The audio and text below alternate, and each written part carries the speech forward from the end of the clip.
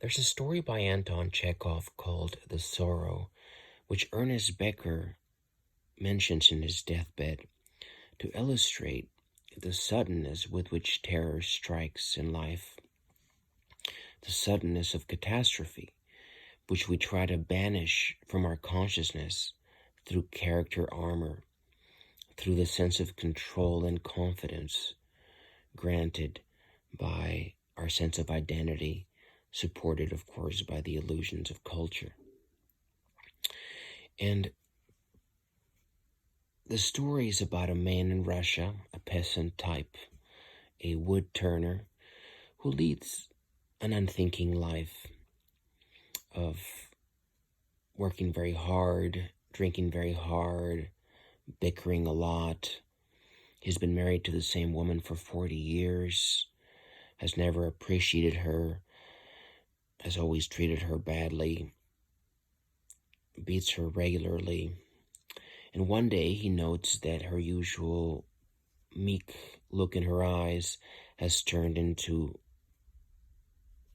a look of death, as if she was a saint looking into the eyes of God. She's obviously very sick, so he takes her to a doctor 20 miles away, puts her on his horse carriage. But on the way there, there's a very strong snowstorm, and his horse is not very good to begin with, and so he has a very hard time getting there.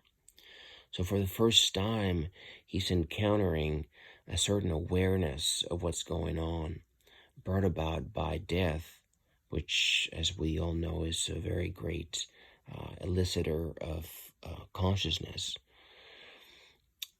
Something that he has tried to suppress for his entire life.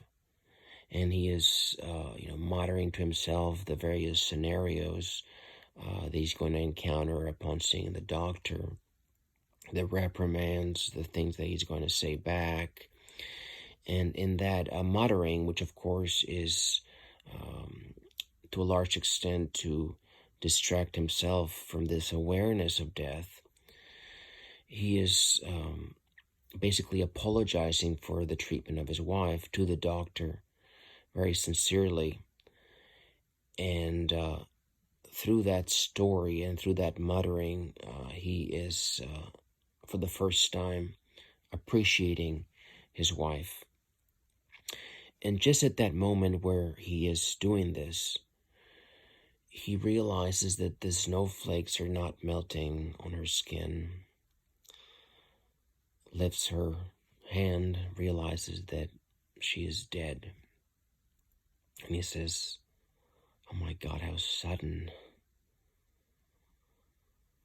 And at that point, he starts crying and tremendous sadness, and he realizes, well, there's no point in taking her to the doctor. We have to do a funeral. So he turns it back, but he has a very, very hard time getting back. I mean, the snowstorm is incredibly strong, and anyway, next thing he knows, he passes out and he wakes up in this room with several people looking at him, looks around, and he says, "Oh my God, where are my arms and legs?" And the doctor says, "He fell asleep in the snow and we had to amputate them." And he says, "Oh my God, how sudden things happen in life."